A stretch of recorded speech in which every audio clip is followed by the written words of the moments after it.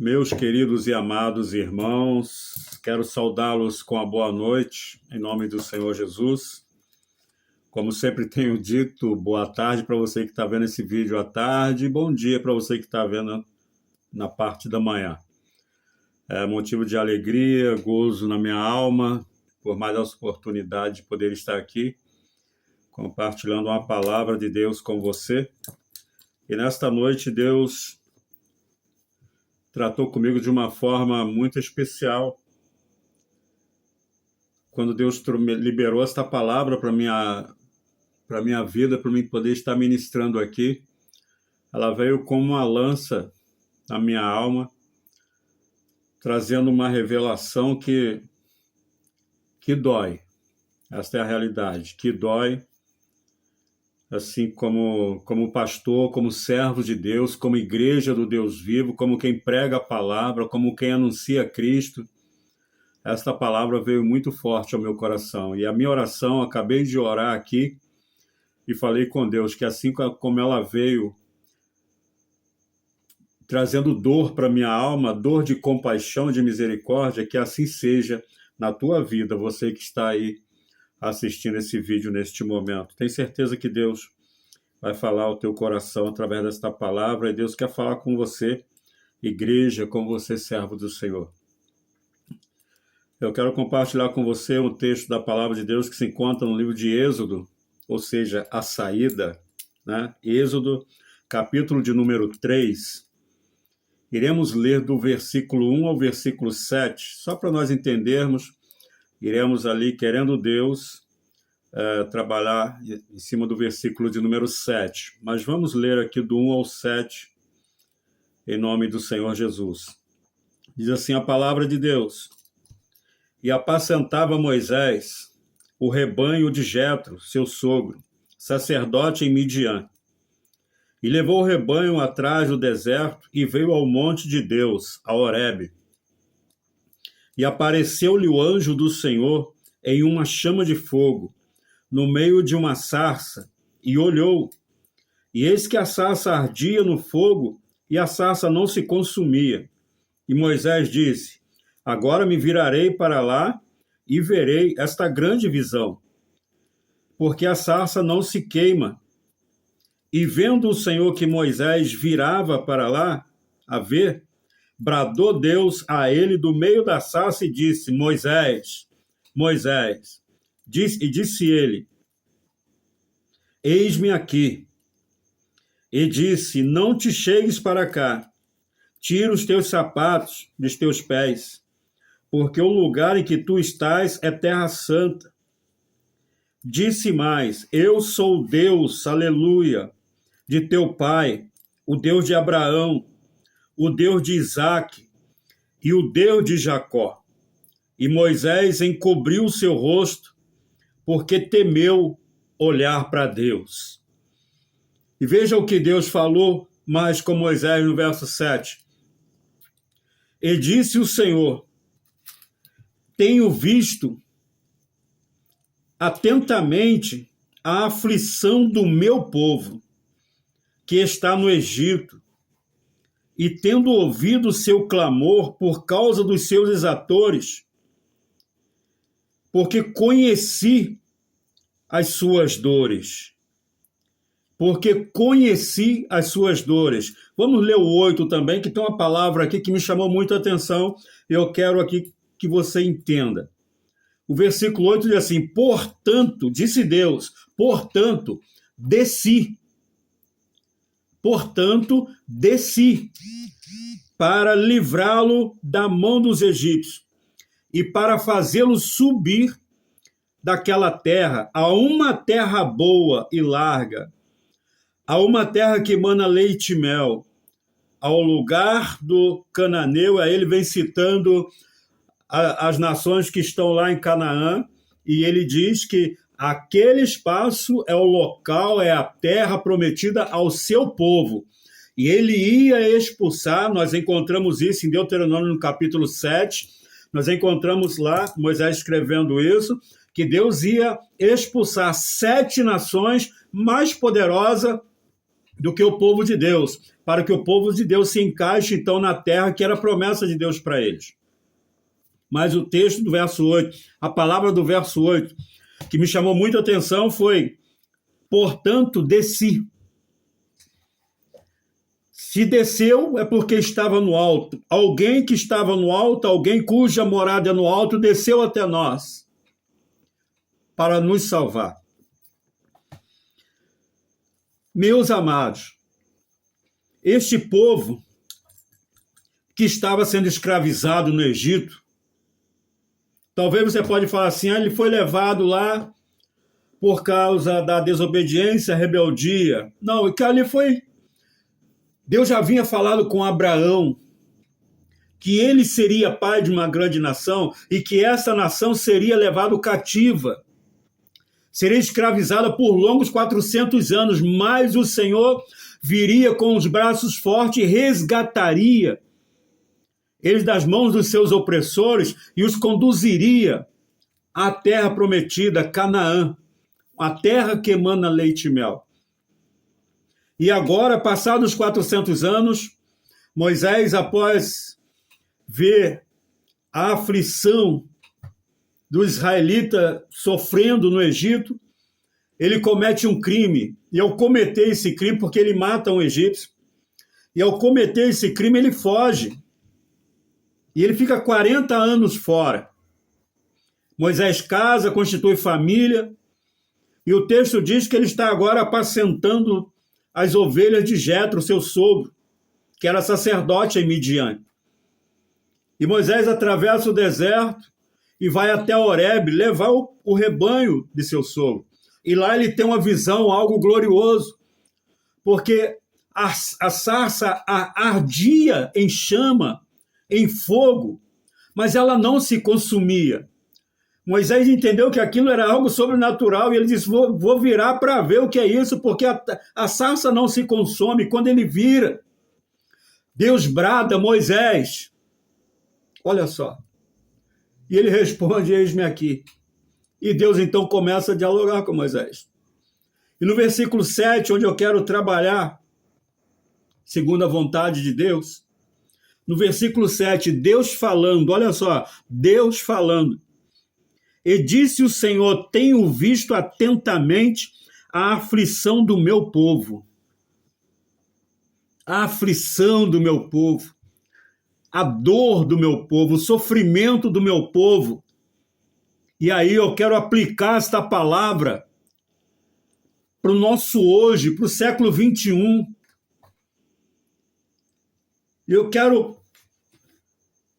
que você entenda uma coisa, você servo de Deus, você serva de Deus, que assim como Deus separou Moisés para que através dele, para que ele viesse a ser a boca de Deus no Egito, ou seja, Moisés seria usado para transmitir a vontade de Deus, tanto a Faraó como ao seu povo, trazendo uma palavra de consolo para o teu povo, como quem diz, Deus vai nos tirar daqui, e levando a Faraó, dizendo, liberta o meu povo. Eu tenho a convicção, biblicamente falando, que dessa mesma forma Deus quer usar a minha vida, Deus quer usar a tua vida, Deus quer usar a igreja dele nessa terra. Porque Deus, a Bíblia diz, no Evangelho de João, capítulo 3, verso 16, que Deus enviou o teu filho ao mundo, o teu primogênito, o teu unigênito, não primogênito, o teu unigênito, para que todo aquele que nele crer não pereça, mas que tome posse da vida eterna. Agora, Paulo escrevendo aos Romanos, ele diz, como ouvirão se não há quem pregue? Olha só, como ouvirão se não há quem pregue? Alguém pregou para mim um dia. E eu criei na palavra do Senhor. Eu aceitei esse Cristo como o único e suficiente Salvador da minha alma. E você que é evangélico, é crente, alguém pregou para você e o Espírito Santo me pergunta, e você, Cosme, tem pregado para quem? E você, meu irmão, minha irmã, essa pergunta eu compartilho com você. Você tem pregado para quem? De repente você prega para o teu filho, para a tua filha, para a tua esposa, para o teu esposo, para o teu pai, para a tua mãe, mas o vizinho que está padecendo do teu lado, você não fala de Jesus para ele. E o mundo está aí perecendo. O mundo está aí, o sistema está aí, uma coisa horrível. As pessoas, famílias sem Deus, sem esperança, sem perspectiva de um amanhã melhor. E nós que pregamos a Cristo, nós que batemos no peito e dizemos, somos a luz do mundo, somos o sal da terra, somos a igreja, somos o povo mais que vencedor. Nós não anunciamos o evangelho. Porque chegar para um ímpio e falar de Jesus, em alguns momentos, é como falar com Faraó. Nós vamos nos deparar com pessoas de coração duro, pessoas incrédulas, ateus, pessoas que não creem, não acreditam em nada, mas o poder está nas nossas mãos e está na nossa vida. O Espírito Santo, ele é aquele que convence o homem do pecado, do juízo e da justiça. Então, sou eu quem tenho que anunciar o evangelho. Se eu bato no peito e digo que sou crente, que sou filho de Deus, que sou igreja, sou eu que preciso anunciar o evangelho. E às vezes nós pregamos dentro da igreja, brigamos para pregar dentro da igreja, brigamos por oportunidade dentro da igreja, puxamos tapete dentro da igreja só para a gente encontrar um espaço. E do lado de fora as pessoas morrendo. Ímpios que entram na igreja e o crente nem sequer, é claro que não são todos, mas infelizmente eu vejo isso, nem sequer levanta do teu lugar e vai lá dar seja bem-vindo, meu irmão, seja bem-vindo, minha irmã, fique à vontade, Jesus te ama. Não! Na hora do apelo, dentro da igreja, na hora do apelo, as pessoas conversando coisas que não tem nada a ver. De repente você vai falar assim, pastor, eu acho que outubro não é o lugar do senhor falar isso. É sim, que Deus me chamou para pregar a verdade. E essa verdade me machuca, me joga no chão, porque eu vejo que eu não tenho feito nada. E as pessoas estão perecendo do nosso lado. Todos os dias nós ouvimos notícias ruins. E nós não anunciamos aquele que pode mudar a situação, não no sistema, mas na vida. Na vida das pessoas. A gente vai para a igreja, principalmente no domingo, e a gente não leva um visitante. A gente não leva um amigo para ouvir a palavra. A gente não convida o vizinho para ouvir a palavra. E a gente bate no peito e a gente diz que é crente. Queridos, assim como Deus chamou Moisés, capacitou Moisés, deu a ele autoridade, deu a ele poder para ir diante de Faraó e falar tudo que Deus mandava, essa mesma autoridade está sobre a minha vida. Está sobre a tua vida, está sobre a igreja do Senhor, porque a igreja, ela é um corpo onde Cristo é o cabeça.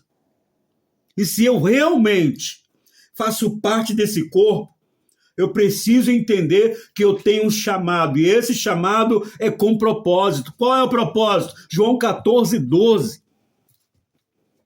Aquele que crê em mim, como diz as Escrituras, farão as obras que eu faço e farão ainda maiores, porque eu vou para o meu Pai, disse Jesus, que ficou aqui 3 anos, eu já estou há 29 servindo esse Deus. Jesus esteve aqui 3 anos, e eu já estou 29 anos servindo esse Deus. Quantas almas eu ganhei para Jesus, se é que posso dizer que ganhei? Quantas vezes eu preguei esta palavra fora da igreja, encontrei com alguém e falei de Jesus para esse alguém? Quantas vezes? Quantas vezes eu orei por um enfermo e ele foi curado? Quantas vezes? Quantas vezes eu dobrei o meu joelho à noite para agradecer a Deus pelo dia que Ele me concedeu, e eu orei pela minha vizinhança, eu orei por aquelas pessoas que estão perdidas. Quantas vezes? E eu vejo na igreja as pessoas orando, falando: Senhor, incomoda, Senhor, faz isso, Senhor, faz aquilo. Querido, Deus já fez. Agora sou eu e você que verdadeiramente, se nós entregamos a nossa vida, nós precisamos entender, precisamos ser canal do fluir de Deus. Precisamos ser o canal da bênção de Deus para essas vidas. Anunciar Jesus, anunciar um Cristo ressurreto, pregar a palavra assim com ousadia, mas revestida de santidade, porque há necessidade de uma preparação. Não é pregar o que eu conheço, o que eu quero. É falar: Espírito Santo, me dá uma palavra para essa noite. Espírito Santo, me dá uma palavra para esta manhã. Espírito Santo, eu vou estar ministrando, me dá uma palavra, me revela, me dá uma palavra. E que eu venha meditar nesta palavra, que eu venha estudar essa palavra, que eu venha verdadeiramente invocar a presença do Paracleto, o Espírito Santo, para que ele me encha. Como diz a palavra de Deus, para que quando sair, todas as palavras que saírem da minha boca possam edificar aqueles que a ouvirem. O Senhor Jesus disse aos seus discípulos certa vez: eis que estarei convosco todos os dias até a consumação do século. E onde vocês estiverem pregando a minha palavra, lá estarei eu para fazê-la cumprir. E a gente prega e não acontece nada. Porque a gente acha que é simplesmente preencher um tempo. Eu tenho 20 minutos, eu vou preencher esses 20 minutos. Não, esta palavra é viva e eficaz, e ela é mais penetrante do que faca de 2 gumes. Ela tem que fazer algo, um reboliço dentro daqueles que a ouvem. Mas isso vai acontecer quando nós entendermos que cada vez que eu abrir a boca para falar da palavra de Deus, precisa ser com poder e autoridade. Poder e autoridade. Veja o que Jesus disse aos discípulos, e isso se estende a mim, pastor. Isso se estende a mim, pastor, porque antes de ser pastor, eu preciso ser servo de Deus. Não interessa se eu sou pastor, eu preciso ser servo de Deus. Olha o que diz Marcos, você conhece, mas eu quero ler com você. Marcos 16, 14 e 15. Olha aqui. Versículo 14 do capítulo 16 do Evangelho de Marcos diz assim: finalmente apareceu aos 11, estando eles assentados juntos, e lançou-lhes em rosto a sua incredulidade e dureza de coração, por não haverem crido nos que tinham visto já ressuscitado. Ou seja, aquelas pessoas que já tinham visto Jesus ressuscitado, anunciou aos demais discípulos, e eles não creram. E Jesus chama eles de incrédulos, porque eles não creram. Jesus falou o tempo todo que ele ia ser morto, mas que Deus, o Pai, o ressuscitaria ao 3º dia. Falou isso o tempo todo enquanto teve com os seus discípulos, mas quando aconteceu, eles não creram. E aí no 16 ele dá uma ordem, porque está no imperativo, e ele diz, no 15, melhor dizendo, e disse-lhes: ide por todo o mundo e pregai o evangelho a toda criatura. Sim, a teu pai, tua mãe, teus irmãos, teus filhos, sim, mas os teus vizinhos também. Aquela pessoa que está sendo rejeitada na sociedade, a prostituta, o viciado, o homossexual, a toda criatura. E ele diz no 16, quem crê e for batizado será salvo. A nossa função é pregar, salvar é com Cristo. A minha função é pregar, salvar é com Ele, e Ele quer salvar.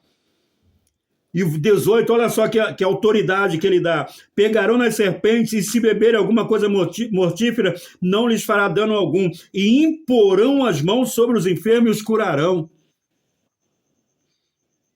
Olha só que coisa linda. É momento de sairmos da zona de conforto. A gente consegue sair da zona de conforto para uma festa. A gente sai da zona de conforto para um churrasco. A gente sai da zona de conforto para um casamento, para um aniversário. A gente não quer sair da zona de conforto para pregar a palavra, para ir na rua entregar um folheto. Ou para ficar na porta da igreja entregando um folheto, convidando alguém para entrar. Aleluias, glórias sejam dadas ao nome do Senhor. Muito obrigado, Jesus, por me chamar a atenção para essa verdade, porque eu sei que o poder de Deus está na minha vida. Não porque eu mereço, mas porque Ele me chamou, eu creio no meu chamado. E eu creio no seu chamado, querido. Você não é inferior nem superior a ninguém, você é servo de Deus, você é serva de Deus, o poder de Deus está sobre a tua vida. Comece a ministrar com essa visão. E quando eu falo ministrar, eu não estou falando de púlpito, porque atrás de um púlpito a gente chega e sauda a paz do Senhor para os amados irmãos. Amém. Mas esse chamado aqui é para fora. É para fora.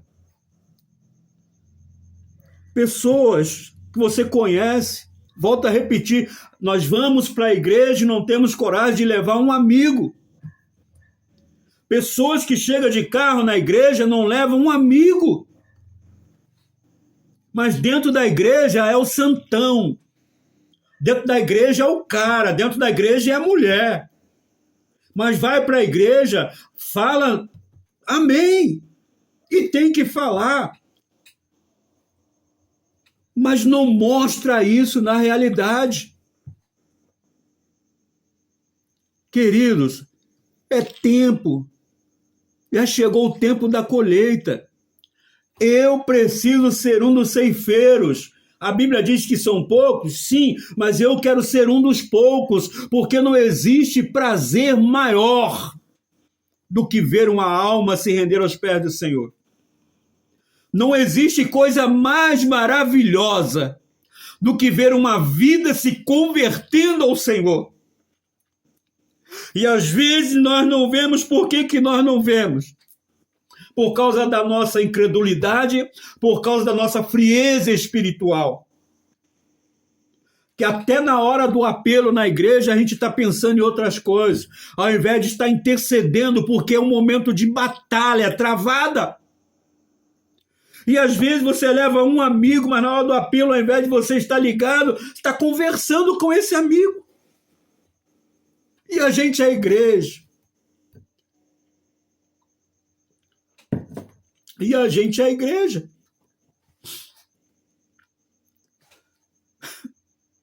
A gente está preocupado com muita coisa, menos com almas.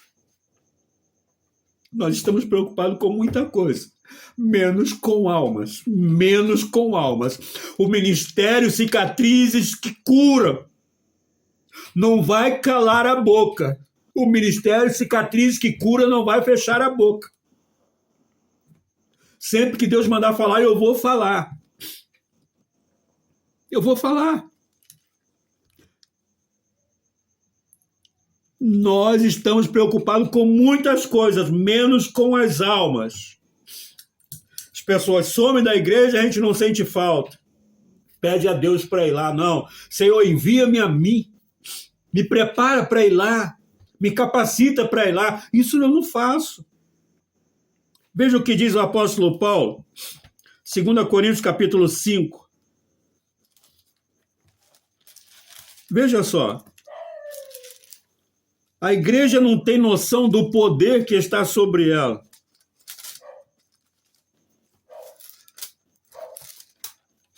Segunda Coríntios capítulo 5, a partir do verso 17. Olha só.